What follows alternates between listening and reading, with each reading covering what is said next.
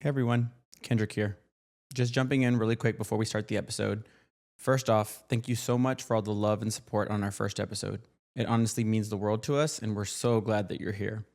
Now, if you listened to episode 1, you probably heard us say that this week's episode would be Latino, but gay.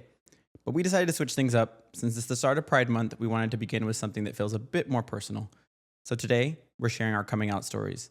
Now, these are emotional stories, but they're mostly happy ones. And we hope they remind you just how powerful it is to live your truth.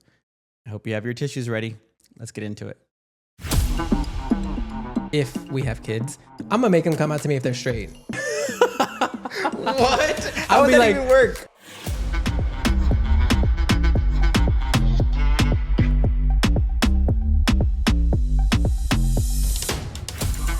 All right, everybody, welcome back to JK But Gay. On this week's episode, we're taking a deep dive into coming out. And I want to say, I think we actually, one of the main reasons we started the podcast was for this episode. Yeah. So it's going to be heavy. It's going to be real. Yeah. Our coming out stories, which I do want to mention, like, from the very beginning, everybody's coming out story is vastly different. Yeah. Everyone's is very important to them, to the individual themselves. And yeah, I'm really excited. Are you excited? I'm really excited. I think there's so many stories in here that I know that I probably have never said before. And so it'd be really interesting to kind of talk about that and so many monumental moments that at the time didn't feel like it, but now thinking about it, I'm like, man, that was a lot. So Yes. So yeah. And I hope I don't miss anything, like any major parts, which Yeah. I think what comes to mind is going to be major just because it's what I live with. Right. But let's dive in. I mean, Yeah. For me, I wanted to start at a point where, like, what does coming out mean? Or define the coming out Yeah. part. Like, what does that mean? Which is different, right? It's very different. Like, there is the aspect of your individual self. Yeah. There's the aspect of your parents. There's the aspect of your friends or your best friend or your cousins. And I think for me was absolutely coming out to my parents. Yeah. Like that was the moment where I was like, I was so nervous about, and we'll dive into that obviously throughout the episode. But Yeah. for me, that's really what coming out meant to me. Like, I was anxious, nervous, scared, because obviously at that point I was in my 20s when I came out, and so I had already Late bloomer. very late On bloomer. today's standards. I was 21, so it was kind of similar. Yeah. So it was also like I had already seen a lot of things that had happened to other people, so I was a little nervous also in that moment. But that was also like when I knew, like, okay, this is going to be my coming out. But how was it for you? For me, it's obviously in phases, but I define the first coming out is when I came out to myself. And I think growing up in the church, I always knew, like I said in previous episodes, I always knew I was gay, but I didn't necessarily know that it was okay to be gay. And that was always my struggle, is like dealing with that. And I'll never forget the very first time I realized this is who I am and there's something I can do about it. Now, it didn't necessarily mean that I was going to stop like trying to hide it, but it meant that like I was telling myself this isn't something that I can ever change. And I went on a trip when I was a freshman in college. I went on a trip to Rome it was with a church group. We were going to like a church event. It was in Spain, but we went to Rome first, like as if, that's just an easy thing to do. But Right. Wait, freshman in high school? College. Okay. Yeah. And I went to confession in St. Peter's Basilica. So if you've never been to Rome, right? No. So if you go to Rome, St. Peter's Basilica is actually where Peter, who God handed the keys to, right? Who Jesus handed the keys to, according to scripture, to guard the gates of heaven, right? He determines who's going to come in, who's not. So he was actually the first pope, and he's buried under St. Peter's Basilica. So that's actually there. So the tomb is inside of St. Peter's Basilica in the Vatican. So I was there, and I was in confession. I'll never forget. I went to confession, and it was an open confession. Like, they didn't have like the doors behind you. For those of you that aren't raised Catholic, most of the time when you confess, it's like in a little cubicle, and you're like, no one can see you. Right. But these were really open. Like, it was just like you could see who was in and who wasn't. You're just like talking softly. And so the priest is on one side and you're on the other side. So it was like I was doing a confession like that. And I remember confessing that I was gay. And the priest took me out of the confessional and put me in the front row and sat down with me. And, we had a long conversation, but at the end he was like, you can't confess to something that you can't change. And wow. Yeah. Yeah. I did not know that. And it's not to say that I'm sure he would probably get excommunicated if that story ever came out, right? If they ever figured out who it was. But yeah. And so in my head, I was like, I am at the center of, at the time, what I believed the church, right? And the center of everything. And someone here is telling me you don't have to apologize for something that you cannot change. And so that is when the first time that I sort of for myself was like, this is who I am, and there's something I can do about it. Now, wow, I've never told you that story, right? No, I love that though. Yeah, because I grew up in the church, so the church is a big part of my upbringing. My even now, I'm very I consider myself religious. Yeah, I don't practice as much, but I don't think I need to. But also I love that. I didn't know you considered yourself religious. I consider myself too, but I don't think we've ever talked about that. I consider myself attached to the faith. It's just so much that is who I am. I don't consider myself religious anymore. But as attached to the faith is very much a thing. But we can dive into that later. Yes. But it's funny. So that's why you were probably visualizing it, what was happening and how it works. And so for someone to take you out of confession is just not a thing at all. And so, after that, I remember that trip was sort of monumental for me. That was going into my sophomore year of college. And was it wasn't a light switch. I wasn't okay, now I'm going to be able to be myself. It wasn't that. It was this is who you are and you're not going to be able to change it. Now figure out how you can continue to hide it in a way. But it was still, but to myself, I was always saying, this is who I am. Got it. It was never, up until that point, it wasn't, I was trying to change that. I was you can change this. Yeah. And I think it's interesting, right? I think you can force yourself to the opposite sex or a certain sex, but you can't force yourself to not or find attraction to a certain sex. Right. And we'll probably go into that episode when we talk about our relationship with the straights. But yeah, that was my sort of moment that I came out to myself. And there wasn't another coming out, for lack of better terms, for 4 or 5 more years after that. So you were at that point, you were okay, this is absolutely me. I am fine with myself. Right. But I think it had to happen in that location, or else I wouldn't have felt that way. Yeah. Because I was at the pinnacle of the Catholic Church. Right. Yeah. I can't imagine. I remember, I've been on multiple Acts retreats and Teen Acts. I have my Fishers of Men bracelet. Oh my God. I didn't even know it was a... Yeah. So my dad got this for me. I know what it is, but my first Acts retreat. I didn't make the connection. Yeah. So I have been on multiple, and I will say I don't think I ever got to that point of being comfortable to confess that. But so I'm just saying that because I love that experience of him being you can't confess. That was my biggest fear in my very first confession. My very first confession at 5 or 6. Yeah. I was I have to confess that this is who I am. So I knew at that age that I had to confess who I was. And I did. Wow. And I did, and said, these are the thoughts that I'm having. And they just were all right, here, go say your 3 Hail Marys and 2 Our Fathers. And that was it. But I remember walking in and saying, okay, someone's going to know finally. And they were convincing me, no one is going to know. And my mom was what could this kid possibly have that's going to be that bad? And it was, thinking about at that age is just crazy. Now thinking about it. That is. And the fact that also you were thinking about because you told one person, now other people are going to know. Right. And so you at that point I can imagine, or I can understand you hiding yourself, or going to church would be a little bit more difficult. But I love that. I'm flabbergasted. We're becoming closer. Right. I promise y'all we're best friends. But I think for me, I'm trying to remember when I came out to myself. I think very similarly to you, I had known, growing up and in high school, there were moments where I was nope, this is me. But I also think I was so into the church also that I was trying to suppress it by dating the opposite gender, or by being with them. And now looking back, I'm oh, I was with all girls. Go figure. Yeah. That's what you were doing. You were hanging out. But for me, I can't, the time that I think I finally felt okay, this is me, actually incorporated my best friend from high school. We will never forget. I will never forget. But I know we've talked about it since, so I know she remembers too. But we were at a gas station and we were we had picture it, Austin, Texas.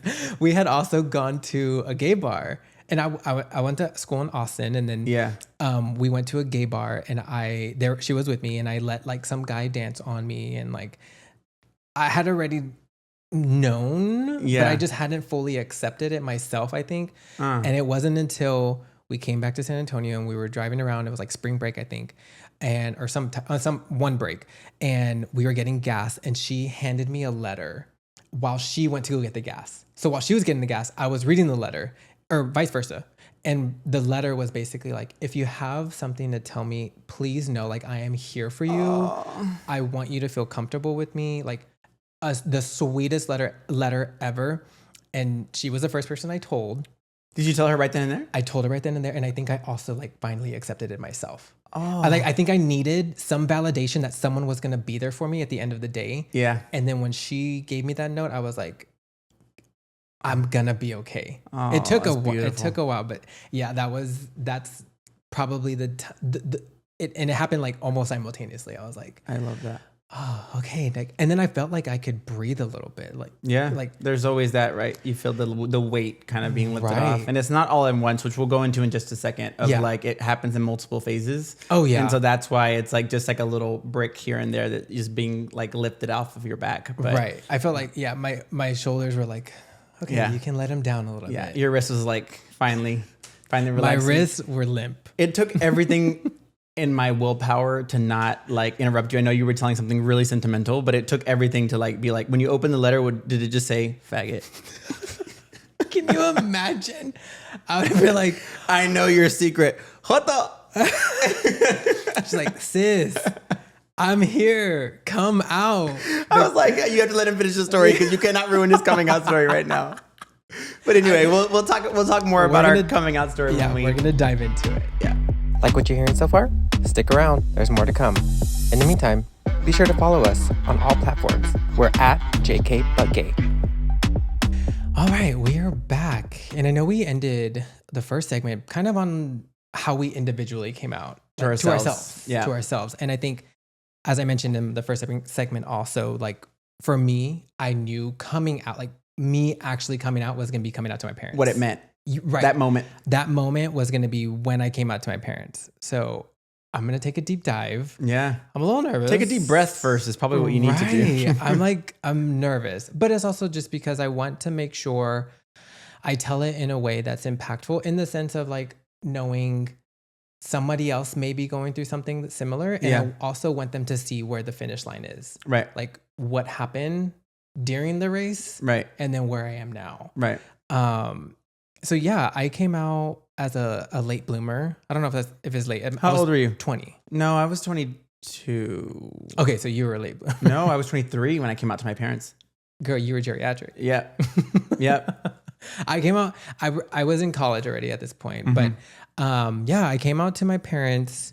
I remember. So I had already had a boyfriend, mind you, for I think at 6 months at this point, and I knew I wasn't being authentic. Yeah. Authentically myself with him, because I still had this like heavy burden on my shoulder of like, I need to tell my parents. Yeah. Like I am not out in my own mind because I hadn't told them. Yeah. And so that was really where I was like, I need to tell them. I didn't know when was the right time, if there ever is a right time. Right.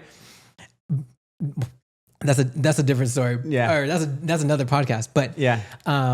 so I remember I was in the band at UT, and I was getting, they were always supportive, and they would always come to the games just to see me, or see the game obviously, but like also like I was there. So they were like, we're going to go. So they came up one Saturday, and I was like, okay, this is the day. Like, like take a deep breath, Jake. You're going to do it. Like they're going to come, they came to my apartment, and I was getting ready. Like I was getting into uniform. Yeah. And I remember I was like, okay, like I need to tell, like, this is the moment. Like I want to tell them so bad. Like I just want to get it off. In your cowboy hat? Bolo. In your full UT uniform? You're like, Bolo all tied you should be up. learning Grandioso even better than you did before. And Girl, instead, high knees. And yeah, I think I was like getting ready, like full uniform. yeah.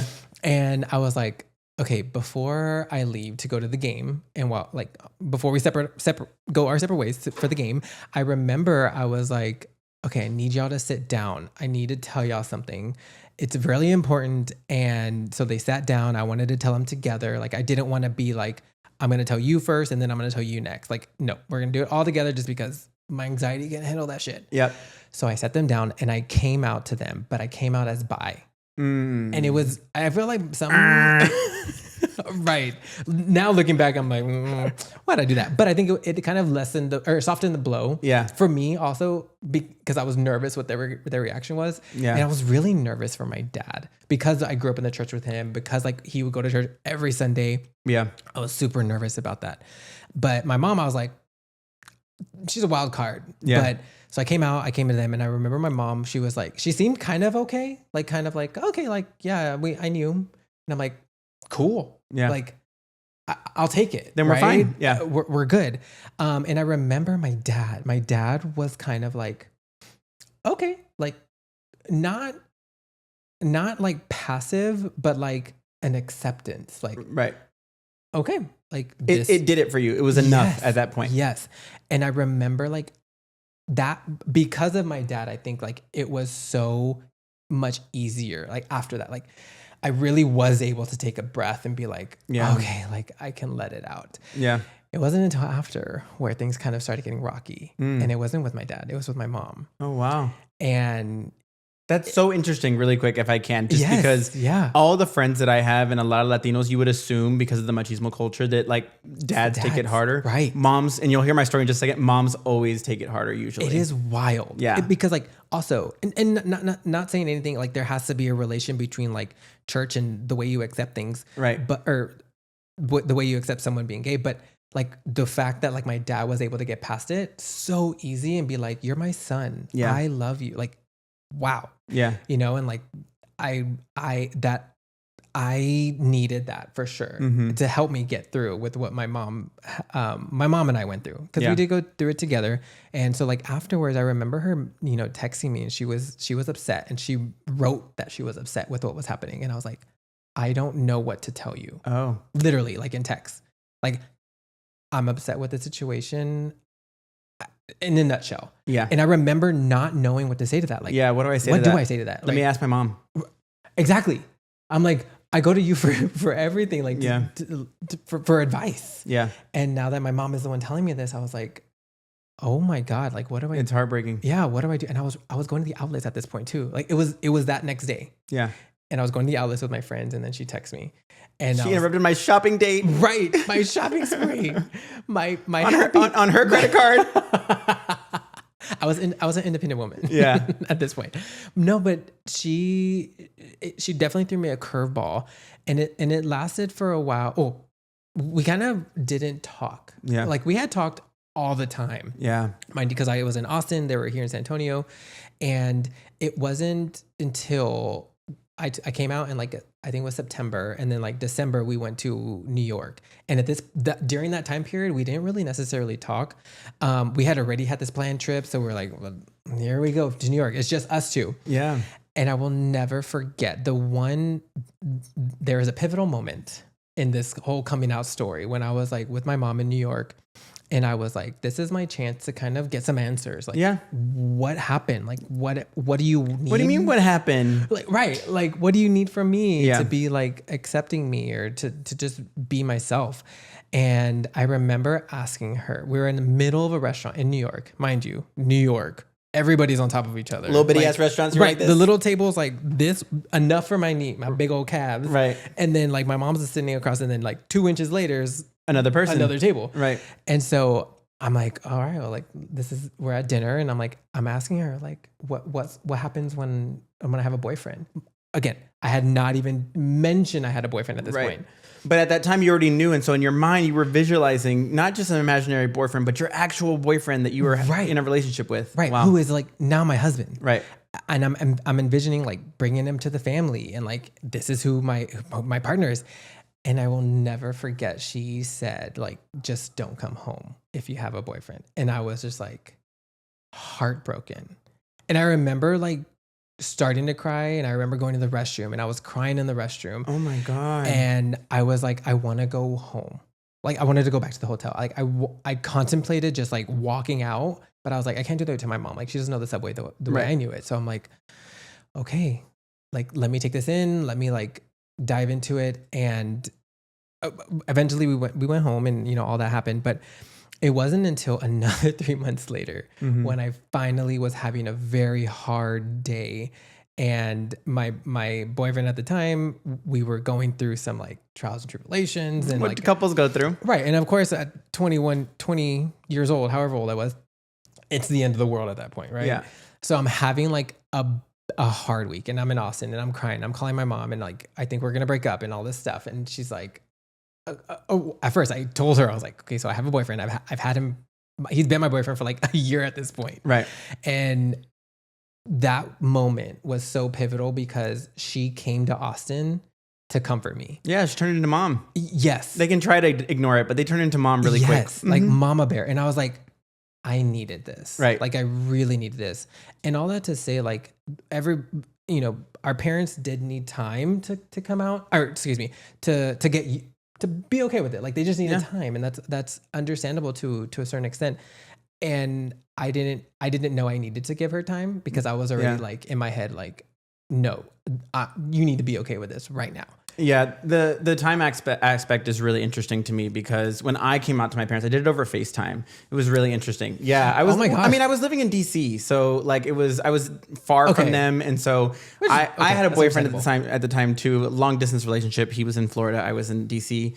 And I just felt like I wasn't being authentic with them. I felt like there was something that I was like leaving out. And so finally, I had told one of my siblings and my sister-in-law at the time. They had already known and a bunch of friends had known. But I told my parents sort of separately. And when I told them, they kind of had, my mom like asked me. It wasn't like I just kind of flat out said it. And it was like, because when we were talking, I was like, saying, well, it's not my health, it's not this, it's not that. Like I painted the picture for them, right? It's like Wheel of Fortune when you're like missing one letter, the A, right? And it's like here you go. This is it. This is the last letter in Apple, right? To get it right. And so my mom said it, and when she said it, I confirmed that. And because my initial plan was to come out bi, and then she was like, "Are you gay?" And so I just said yes. So I skipped that part. I didn't have to like come out and be anybody different. She was just, when she said that, I was like, okay, then the answer is yes. Okay, so she kind of like made it a little easier. It was easier at the time, but they didn't have any kind of reaction. It was very, very stoic. No. It was very stoic. And you think about that moment, growing up, once you realize it's who you are, you think about that moment and what it's going to take to finally be like, okay, this is what is it going to take for them to be okay with it, or how are they going to react? And for them to react that way, I remember being so like kind of caught off with it. And so I was like, all right, it was late at night, I'll never forget. And I was like, I'm going to let it kind of sit. And see what happens. And then the next day I called my mom because my mom and I talked all the time. We were super close. Yeah. And so I called my mom and she was like, we don't understand, but give us time. And I remember at the time being so heartbroken by that. I was so heartbroken because in my mind I was like, what do you mean give me time? I'm your son. Like I'm how do you have to have like time to like figure out how to be okay with your son? It was terrifying for me, and it was horrifying. And it wasn't until some time later, that went on for a few months, where it was just kind of like that disconnect. And it wasn't until some time later I saw an interview with Oprah and Neil Patrick Harris, and in the interview, they talk about, Neil Patrick Harris talks about, you have to, when you're coming out to your parents, you have to let them mourn the person they thought you would become. And that really changed my perspective on it, because think about it. Like when you're growing up, your parents are thinking, I want my kid to be this, this, this, and this. Right. And they have this image that they build onto you, intentionally or unintentionally. They build this persona of who you're going to become. And you have to let them kind of mourn the fact that that's not going to happen again. Now, that isn't to say that you still can't be all of those things, but just not in the way that they had envisioned. So you have to give them time.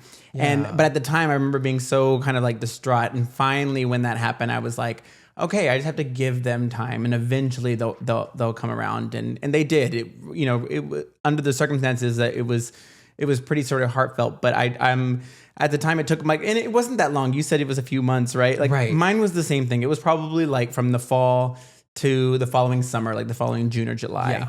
But in that moment, there was just so many things that happened that like it felt like, it seems like a lifetime. Well, because I was so close to my parents, it was just so much that like could have happened during that time. So anyway, but I think for both of us, and it's shocking to hear too, because like now I see your parents and I'm like, that happened. Yeah. And like even with my mom. Yeah, but no, both of our parents are like fully all in for their kids. Yeah. Like I will never forget like the time when she came up to Austin, I was like, this is what I needed. Like, Yeah. And then like we actually started talking, and like I think I am the way I am because of my mom. Like my mom is super Same. strong, like my mom wore the pants, like all of it. And I love my mom and I respect her so much. And I think I get a lot from her, as much as I hate to admit it to my husband, but that's besides the point. But I think also when she came up, you know, she mentioned like, I'm just scared for you. Yeah. And I'm like, you don't need to be mom. Like first of all, I think I needed to hear that because now I understood like why she was reacting the way she was reacting. It had nothing to do with me, had everything to do with society around me. Right. I think I needed to hear that. Yeah. And so I there's a part of me, you know, like I wish she would have, but like ultimately I think she also helped me recognize that like I need to love myself more than anything else. Yeah. Because if I love myself, anybody around me, if they don't like me or like appreciate me or at minimum respect me, that is their problem. Right. And like indirectly, I think my mom helped me understand that. But like even now, like my mom has come full circle, you know, like of course she'll make like, I mean, my mom, I think she's learned to like make jokes about it too sometimes, which I appreciate because now we're like, okay, let's kiki then. Comfort through humor is my game. You know that. You know I do that. Yes. And very much that. And I'm like, okay, I can appreciate it. But like it took some time and it was hard. But I think ultimately it like helped. It definitely shaped me. I think it shaped both of us in the sense of like who we are now today as like, you know, we have our husbands and like we are grown women now. We're grown women. Yes, I can do whatever I want. You see Beyonce just transforming life. Yes, that is every day. All right, so I know I kind of came, or I discussed kind of like how my parents came around, with my mom specifically, and it took some time. And you know we're in a better place, but I'm curious, like what happened with yours? Because I know y'all had some trials and tribulations early on. Yeah, I think I really kind of pushed the envelope a lot, you know, because I'll never forget. It was finally sometime I had a different boyfriend. Not me telling my whole story, but I had a different boyfriend. It was that long in between. It was like from one summer to the next. And I was just like, I'm tired of this. Everybody around once I came out to my parents, I started coming out to a lot more people. And so, but for me, putting it on social media would mean that I wouldn't have to come out to everybody. It was just like everybody would know. Yeah. And so I'll never forget, I decided to do it. It was June 11th, 2016. I'll never forget that date. Like it was June 11th, 2016, which is day after your birthday. But it was really intense because I posted on Instagram and then I went to the movies. I think I went to go see A Star is Born, maybe? The fact that I posted and then went to go see a Gaga movie. Girl. I had never put those two things together, but the fact that I did that, like... Gay. Yeah. I want the deep end. Yeah. Oh my gosh. I love it. So the fact that I did that, like I remember I pressed post. It was like a post of me like with the rainbow flag and pressed post and went inside it was back in the day when people would turn off their phones to go into the movies. People don't do that anymore. I never did that. Really? Yeah, like I always had I turned it on vibrate. I'm a rule follower, so I would like listen to the thing. So anyway, I posted on Instagram. I came out on Instagram and then like went into the movies. And like when I came out, I saw the people's reaction and they were everybody had great reactions, right? They all had really, really kind of positive reactions to it. And so it was fantastic. But I remember talking to my mom that night because we talk all the time. And she was like, I wish you would have given me a warning. Like I wish that I would have known that all of her family was going to know and everybody else was going to know. And I think at that point I was already like, no, like figure it out. Like I'm not holding back for anything. And and I remember how like hurtful that was to me because it was such an amazing moment for me in that moment.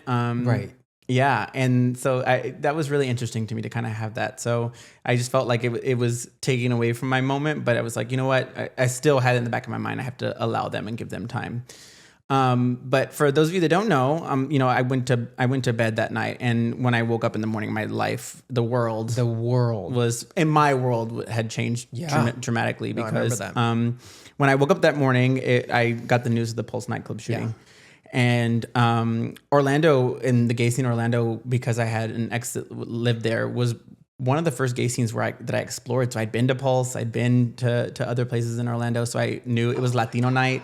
Yes. And so it felt like it was I was so connected to that moment. And it was really terrifying because it was almost like in the one time where I finally felt comfortable enough, I was reminded that night that it's not safe out here. It's not safe in this world. And not that we can't still have our spaces and feel great, but that's something that was really sort of impactful for me. I'll never forget that. It was the very next day, and I have that picture. If you scroll on my Instagram at the very bottom, it's the very first picture on my Instagram, and it's on June 11th, and the next day was when Pulse happened. And so overnight, and I'll remember the first time I saw my parents again after the Pulse nightclub shooting. It was a couple of weeks later. Maybe my parents were visiting Houston. It was living in Houston at the time. And my mom just like hugged me really tight. And I was like, I could tell something was off and like something was wrong with her. Yeah. And she was just hugging me really, really, really tight. And I think it was probably by that point, because I came out, like I went like full fledged the next day because of what happened with Pulse. There was just anger inside of me. And so I was just like, whoever needed it, it was like, they were going to get these hands. Like I was just so angry about it. Yeah. But my mom, I remember, the first time she saw me after the shooting, she hugged me really, really tight. And I was like, Mom, what happened? And she's like, it's done. You're never going to experience that side of me again. Like all you're getting is love from me. And I'm like, oh, okay, Mom. And I knew that it was going to happen. I knew it was coming. Yeah. But I was like, what happened? And she's like, well, I was watching the news with your dad one day and watching the news with your dad when the Pulse nightclub shooting happened. And there was a mom outside of the club asking for her son. And if anybody had seen her son, and she said, I just couldn't bear the idea of that mom being me and me not fully loving you. And that is one of the most amazing gifts my mom could have given me. It was not that it's sad that it had to take that moment, but for her to say, I'm done, I'm not doing this anymore, meant the world to me. And I'm just grateful. I'm grateful for my family. I'm grateful for my mom. I'm grateful for what they've given me. And my dad's was pretty similar. It actually happened on the same trip. Both my parents were sort of religious, and my dad and we went to go get haircuts together. It was like something sort of nonchalant. We went to go get haircuts together. Yeah. And my dad said, I know your mom is really emotional. I hope that you're like, that it's okay and that you didn't feel alone. My dad was like really great about it too.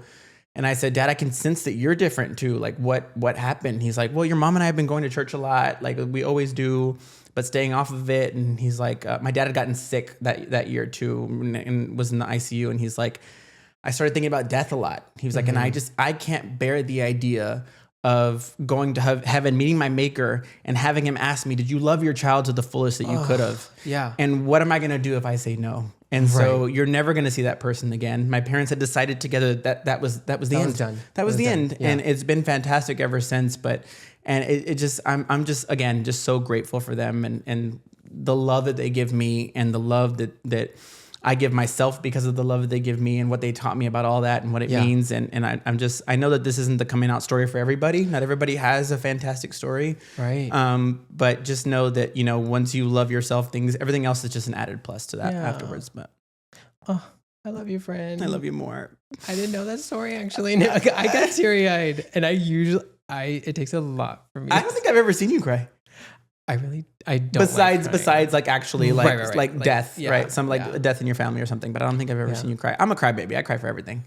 But I love you for it. Yeah. But don't piss me off. You want to talk about don't piss me off and come? And coming out? It's a deep episode, so let's have some fun. It is a very deep episode, but this is the segment of don't piss me off where we can get petty, a little controversial, maybe funny, but it's a chance for us to say what we couldn't say when we were in the closet. Yeah. You want to go first or me? I'll go first. Yeah. Okay. Don't piss me off. Okay. It happened to me, but don't piss me off by saying, oh, I knew. Or like when I come out, like, oh, I already knew. Or like, there were signs. Oh my God, this was mine. Was it really? Yes. Yes. I don't like in the moment. I think I accepted what had been said to me and I was like, okay, maybe it'll be lighter. Yeah. And then everything else happened. So maybe I'm like a little PTSD also. But also in that sense, like when you're saying, oh, I already knew. Right. You're kind of making it about yourself. Right. Well, like it's also when someone is coming out to you, it is their story. It's their journey. For you to use that to say, oh, I always knew. You always knew what? That you were putting a label on me that I didn't know was mine? Right. Like that is so awful. And people think that it's a win. Like they're like, oh, like I always knew that he was gay. Like this ain't no game. What does that mean to you? Like what is it? You cannot identify me or put that label on me. But I think about that all the time because people do that all the time. Or they're like, I always knew, or like we were just waiting on you. Like it's not for you. It's not coming out is not for you. It's for the individual. It isn't. I don't know if there's necessarily like a right way to like react when there's a coming out, but like for me, I'm like, just don't do that. Yeah. Although if we have kids, I'm gonna make them come out to me if they're straight. What? How would that even work? I'm gonna be like, if you want to bring someone of your same gender home, just bring them home. Right. If you're gonna bring the opposite gender, you better tell me before. Then don't come home. Sorry, I didn't. Sorry.